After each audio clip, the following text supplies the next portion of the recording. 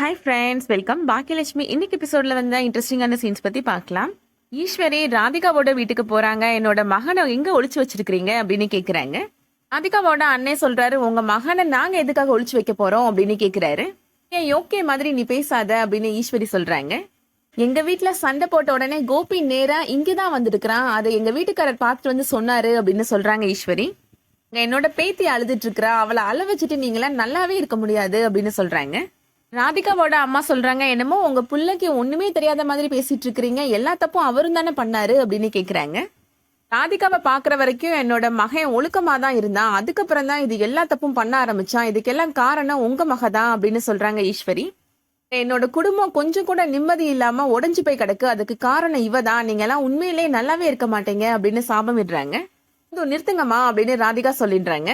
இந்த விஷயத்துல பாதிக்கப்பட்டு நிக்கிறது நானும் தான், என்னோட தூக்கம் நிம்மதியும் தான் போயிருச்சு அப்படின்னு ராதிகா சொல்றாங்க. இனிமேல் நீங்க பேசுற ஒரு வார்த்தை கூட என்னால கேட்க முடியாது, வீட்டை விட்டு கிளம்பி போங்க அப்படின்னு மூஞ்சில் அடிச்ச மாதிரி சொல்லிடுறாங்க ராதிகா. ஈஸ்வரி ரொம்ப கோபமா இப்போ வீட்டுக்கு போறாங்க. எல்லாமே முடிஞ்சு போச்சு அப்படின்னு புலம்புறாங்க. பாக்கியா இப்ப அங்க வராங்க. என்னத்த நடந்துச்சு அப்படின்னு கேக்குறாங்க. குடும்பம் இந்த நிலைமையில இருக்குன்னா அதுக்கு காரணம் நீ தான் பாக்கியா அப்படின்னு சொல்றாங்க. கோபி இந்த வீட்டுல இருந்திருந்தானா அவன் திருந்துறதுக்கு கண்டிப்பா வாய்ப்பு இருந்திருக்கும், ஆனா அவனை சண்டை போட்டு நீ தேவையில்லாம வெளியில அனுப்பிட்ட அப்படின்னு கோபப்படுறாங்க. தாத்தா சொல்றாரு, என்னமோ எல்லா தப்பும் பாக்கியா பண்ண மாதிரி அவளே திட்டிட்டு இருக்கிற, எல்லா தப்பும் பண்ணது உன்னோட மகன் தான் அப்படின்னு சொல்றாரு. பாக்கியா டைவர்ஸ் கொடுக்கலைன்னாலும் என்னைக்காவது ஒரு நாள் அந்த பொண்ணு ராதிகாவை கூட்டிட்டு போய் அவன் ஓடி போயிருந்திருப்பான் அப்படின்னு சொல்றாரு.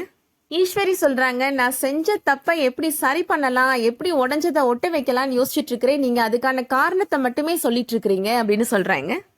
இதுக்கிடையில இப்போ எழில் ஆபீஸ்ல நடக்கிறத காமிக்கிறாங்க.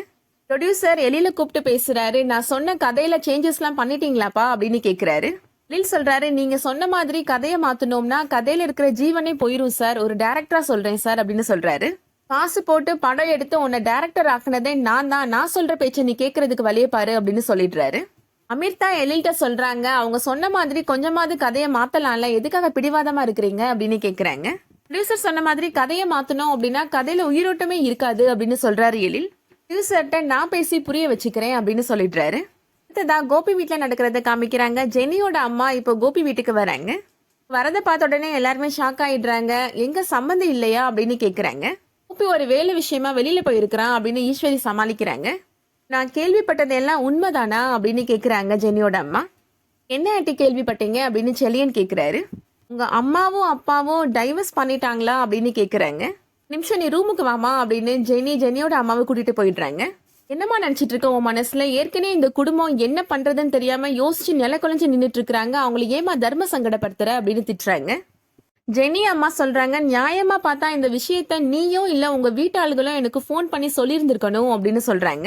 இது என்னமா மங்களகரமான விஷயமா நடந்துச்சு போன் பண்ணி சொல்றதுக்கு அப்படின்னு சொல்றாங்க ஜெனி. ஏற்கனவே நாங்க குடும்பத்துல ஒருத்தர் முகம் கொடுத்து கூட பார்க்க முடியாம குடும்பமே ஸ்தம்பிச்சு போய் நின்றுட்டு இருக்குமா அப்படின்னு சொல்றாங்க. ஜெனி சொல்றாங்க, இந்த குடும்பத்துல உன்னோட பொண்ணை நீ கல்யாணம் பண்ணி கொடுத்துருக்குற, அவளோட வாழ்க்கை எப்படி இருக்குன்னு மட்டும்தான் நீ பாக்கணுமா அப்படின்னு சொல்றாங்க. என்ன நடந்துச்சு உண்மையை சொல்லுமா அப்படின்னு ஜெனிட்ட கேக்குறாங்க ஜெனியோட அம்மா.